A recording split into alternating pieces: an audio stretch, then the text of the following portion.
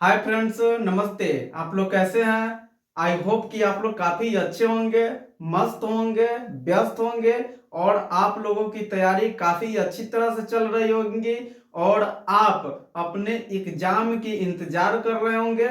मित्रों, आपकी एग्जाम अब तुरंत होने वाली है, तो आप लोग के इंतजार की जो घड़ियां है वह खत्म हो रही है। इससे पहले आप लोग अपनी तैयारी में चार चांद लगा दे और थोड़ी तैयारी की रफ्तार को और बढ़ा दे और सीटेट जो एग्जाम होने वाली है इसको आप फाइट कर जाए। तो मित्रों, आज आप लोगों के बीच एक बेहतरीन क्लास लेकर आए हैं और इस क्लास के अंतर्गत आज हम चर्चा करेंगे ईवीएस के कुछ महत्वपूर्ण प्रश्नों पे। तो चलिए देखते हैं वह प्रश्न क्या है। विद्यालय में मिड डे मील के समय के लिए कौन सा सबसे प्रासंगिक है?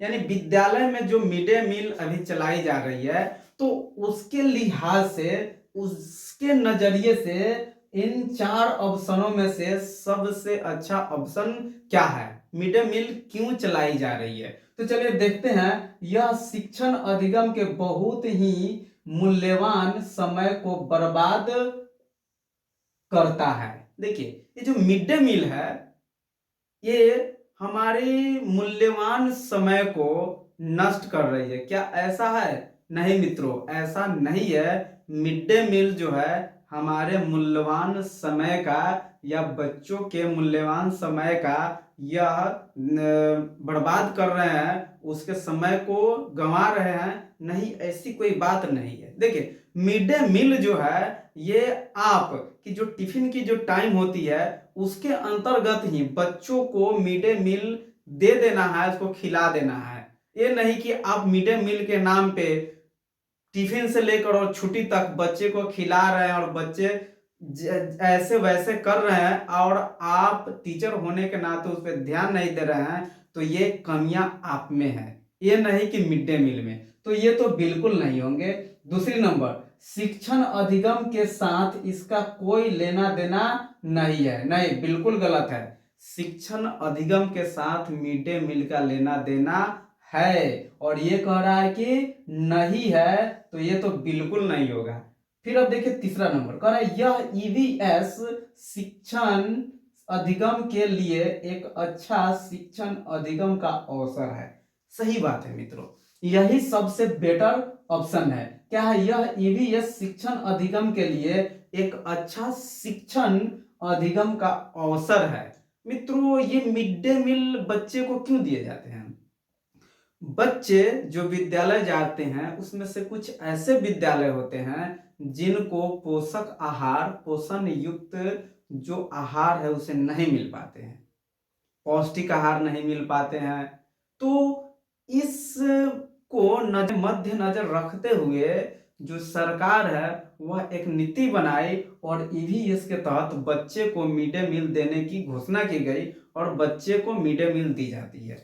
इससे वैसे बच्चे जिनको पोषक तत्व, जिसको पोषण युक्त भोजन नहीं मिल पाते हैं, जिसको पौष्टिक आहार नहीं मिल पाते हैं, उनको पौष्टिक आहार मिले और वे बच्चे कुपोषण से, इनेमिया से, बहुत अनेक प्रकार की बीमारियों से ग्रसित हो जाते हैं, इससे वे बचे। इसलिए सरकार जो है इसका एक मेन्यू निकाली है और डे बाय डे करके भोजन बच्चे को देना है, मिड डे मील देना है।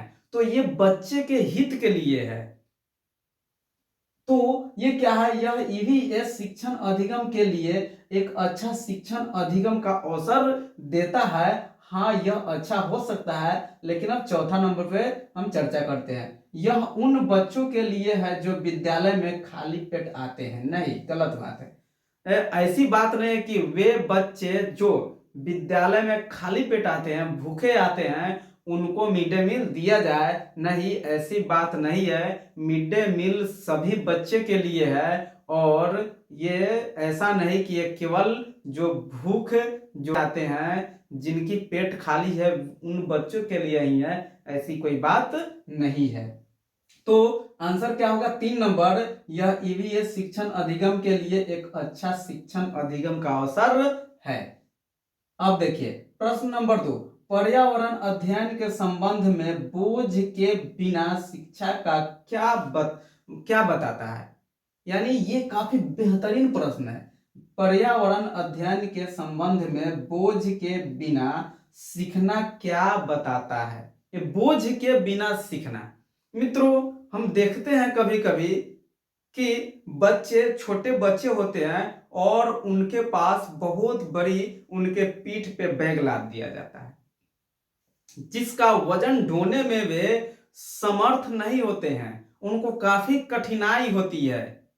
फिर भी किसी न किसी तरह बच्चे उस बोझ को लेकर विद्यालय तक पहुंचते हैं। तो वही कह रहा है कि बिना बोझ के, यानी बोझ के बिना सीखना, इससे क्या समझते हैं। तो देखिए ईवीएस पाठ्यक्रम को आधा कम करने की जरूरत है। नहीं, ये जरूरी नहीं है कि बच्चे की जो पाठ्यक्रम है उसको हम कम कर दें, ये इसका सॉल्यूशन नहीं है। फिर ये क्या है, स्कूल बैग का कम वजन करना। हाँ, ये क्या है, पर्यावरण अध्ययन के संबंध में बोझ के बिना सीखना। इसका अर्थ क्या है कि बच्चे की जो बोझ है उस बोझ को कम करना। देखिए अब ये क्या है, बोझ के कारण बच्चे के जो माइंड में क्या होते हैं, असंतुलन, उनका माइंड जो होता है असंतुलन रूप धारण कर लेते हैं। यानी ये जो बोझ है बच्चे पर एक मानसिक दबाव देते हैं और जिसके कारण बच्चे को पढ़ने में काफी दिक्कत भी होती है। तो ये बोझ जो है, स्कूल बैग का जो बोझ है, ये बच्चे को नकारात्मक दिशा में ले जाते हैं। तो ये क्या है, स्कूल बैग का वजन कम करना, यही है इसका क्या, बोझ के बिना सीखना का ये ही सबसे अच्छा उदाहरण है। अब देखिए ईवीएस पाठ्य पुस्तकों में अध्यायों की संख्या कम करना, नहीं, बिल्कुल नहीं।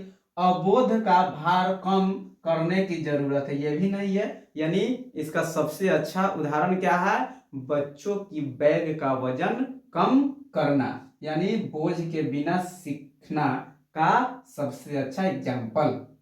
अब देखिए ये क्या है, 3 नंबर प्रश्न, एक विलेय की विघटन दर डैश पर निर्भर करती है। यानी एक विलेय किस पर निर्भर करते हैं, भार पे नहीं, बिल्कुल नहीं, दाब पे नहीं, बिल्कुल नहीं, तापमान पे, और ये क्या है, सतह क्षेत्र पे, ये भी नहीं होगा, तापमान पे। देखिए मित्रों ये क्या है, एक विलेय की विघटन दर तापमान पर निर्भर करते हैं। तापमान से वस्तु का विघटन होता है।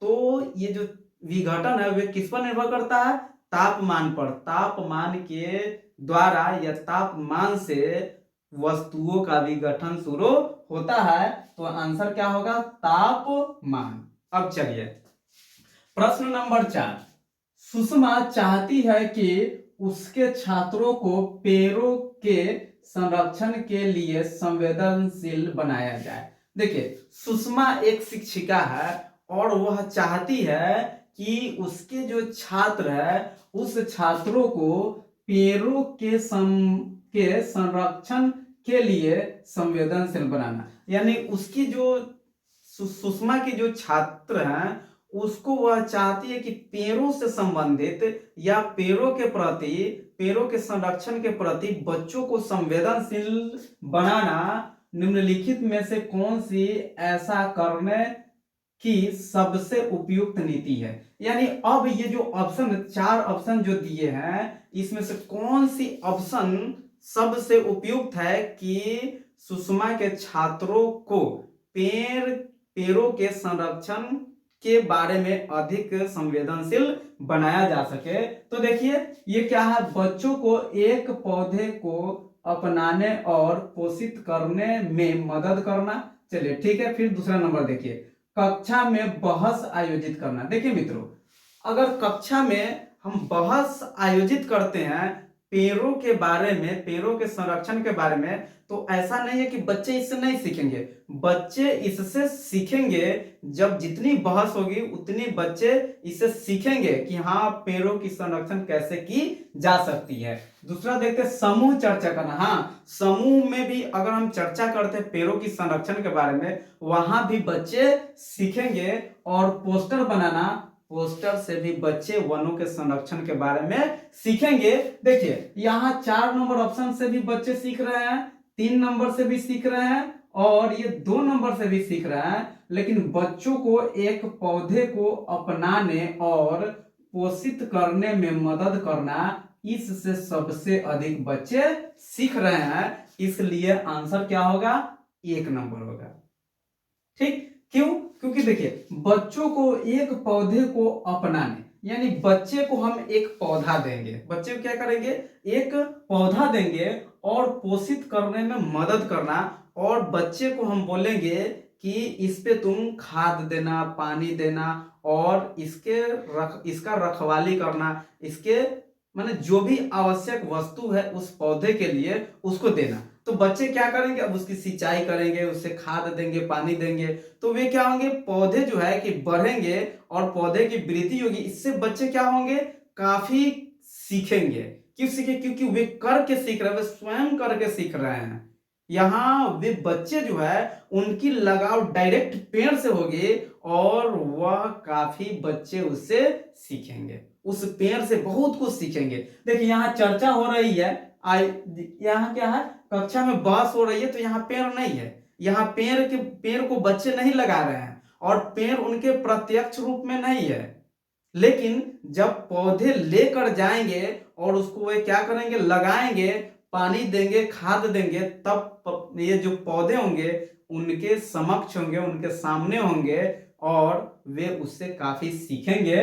तो सबसे अच्छा आंसर क्या होगा? 1 नंबर। अब देखिए ये 5वीं नंबर, एक ऐसी वस्तु जिसमें कोई प्रकाश किरण गुजर नहीं सकती है कहलाती है। देखिए कोई ऐसी वस्तु है या एक ऐसी वस्तु जिसमें कोई प्रकाश किरणें गुजर नहीं सकती है, उसे हम क्या कहते हैं? तो वैसे वस्तु जिससे होकर प्रकाश पार नहीं करते हैं या गुजर नहीं पाते हैं, उसे हम क्या कहते हैं? अपारदर्शी। वैसे वस्तु को हम क्या कहते हैं? अपारदर्शी। जैसे मान लीजिए कि व्हाइट बोर्ड है, इस व्हाइट बोर्ड के पीछे साइड में आप नहीं देख सकते हैं। क्यों? क्योंकि ये अपारदर्शी है। ये जो दीवार है, इस दीवार के बाहर भी आप नहीं देख सकते हैं। क्यों? क्योंकि वह जो दीवार है वह अपारदर्शी है। तो एक ऐसी वस्तु जिसमें कोई प्रकाश किरण गुजर नहीं सकती है, वह क्या कहलाती है? अपारदर्शी। अब चलिए प्रश्न नंबर 6, पृथ्वी की सतह पर किसी वस्तु का भार क्या होगा जिसका द्रव्यमान चंद्रमा की सतह पर 10 केजी है? अब देखिए काफी अच्छी प्रश्न है, ये काफी बेहतरीन प्रश्न है। और इस प्रश्न को एक बार और देखते हैं, पृथ्वी की सतह पर किसी वस्तु का भार क्या होगा जिसका द्रव्यमान चंद्रमा की सतह पर 10 केजी है? तो देखिए यहां क्या है? पृथ्वी की सतह, देखिए पृथ्वी की सतह, देखिए क्या है? पृथ्वी की सतह पर द्रव्यमान बराबर चंद्रमा की सतह पर द्रव्यमान, चंद्रमा की सतह पर द्रव्यमान, यानी पृथ्वी के सतह पे जितना द्रव्यमान होगा उतना ही चंद्रमा के सतह पे भी द्रव्यमान होंगे। तो ये चंद्रमा के सतह पे कितना द्रव्यमान है? 10 केजी। तो पृथ्वी पर भी कितना होंगे? 10 केजी। यानी कहने का अर्थ है कि 10 केजी आंसर हो जाएगा। दोनों की सतह पे द्रव्यमान आपस में बराबर होते हैं। तो अगर चंद्रमा की सतह पे द्रव्यमान 10 केजी है तो वे पृथ्वी के सतह पे भी द्रव्यमान 10 केजी ही होंगे। इसमें कोई बदलाव नहीं होगा क्योंकि दोनों का जो ये सतह का द्रव्यमान जो है आपस में बराबर है। अब देखिए 7वीं नंबर प्रश्न, नीचे दिए गए खाद्य पदार्थों के किस समुच्चय में लौह प्रचुर मात्रा में होता है? अब देखिए यहाँ कुछ ऑप्शन दिए गए हैं और उस ऑप्शन में सबसे अधिक लौह किस में प्राप्त होते हैं या किससे प्राप्त होते हैं? तो चलिए देखते हैं। ऑप्शन नंबर 1 ये क्या है? आंवला, पालक और गुड़। देखिए आंवला से भी लौह प्राप्त होते हैं और पालक से भी लौह प्राप्त होते हैं और गुड़ से भी लौह प्राप्त होते हैं। लेकिन अब देखिए यहाँ क्या है, आंवला से लौह प्राप्त किए जाते हैं, ठीक है, पालक से भी लौह प्राप्त किए जा सकते हैं, लेकिन आलू से हमें लौह नहीं मिलता है। फिर यहाँ देखिए, आंवला से लौह प्राप्त होता है, आलू से लौह प्राप्त नहीं होता है। तो ज्यादा आगे पढ़ने की जरूरत नहीं है, आलू से नहीं होता तो वहीं तक हम रहने थे, ये नहीं कि अब टमाटर पे भी जाए। क्यों? इसलिए कि जब यहां मेरा निगेटिव हो गया, जब एक प्रश्न का आंसर ये नहीं हो सकता है तो आप यही काट दीजिए, इससे क्या होगा, समय का बचत होगा। फिर देखिए यहाँ बंदा गोभी, भिंडी, गुड़, यहाँ क्या है, ये भी नहीं है। तो नीचे दिए गए खाद्य पदार्थों के किस समुच्चय में लौह प्रचुर मात्रा में पाए जाते हैं या पाए जाएंगे? तो ऑप्शन क्या होगा, आंवला, पालक और गुड़ ये लौह का सबसे अच्छा उदाहरण है, इसमें सबसे अधिक लौह पदार्थ पाए जाते हैं। अब चलिए देखिए 8 नंबर प्रश्न, निम्नलिखित में से कौन सा पक्षी कैक्टस पौधे के कांटों के बीच अपना घोंसला बनाता है? देखिए यहाँ कुछ पक्षी के नाम दिए गए हैं और उसमें से उस पक्षी को चुनना है जो कैक्टस पौधे के कांटों में अपना घोंसला बनाते हैं। यह कौन सा पक्षी है जो कैक्टस के पौधे के कांटों में अपना घोंसला बनाकर रहते हैं? देखिए क्या है, शकरखोरा नहीं, शकरखोरा जो है ये कैक्टस के पौधे के कांटों में अपना घोंसला नहीं बनाते हैं। बया, बया भी ऐसा नहीं करते हैं। कलचीरी, कलचीरी भी नहीं करते। फाख्ता, जो ये फाख्ता जो चिड़िया है ये कैक्टस के पौधे के कांटों में अपना घोंसला बनाकर रहना पसंद करते हैं और ये कैक्टस के पौधे के कांटों में ही अपना घोंसला बनाते हैं और वहीं अपना जीवन व्यतीत करते हैं। तो मित्रों ये काफी बेहतरीन प्रश्न थे और इस प्रश्न को आप बार बार देखिए, ये सीटेट में 100% आएंगे, इसमें कोई शक और संदेह नहीं है। मित्रों अब मिलते हैं आपसे अगले वीडियो में। थैंक यू, धन्यवाद, जय हिंद।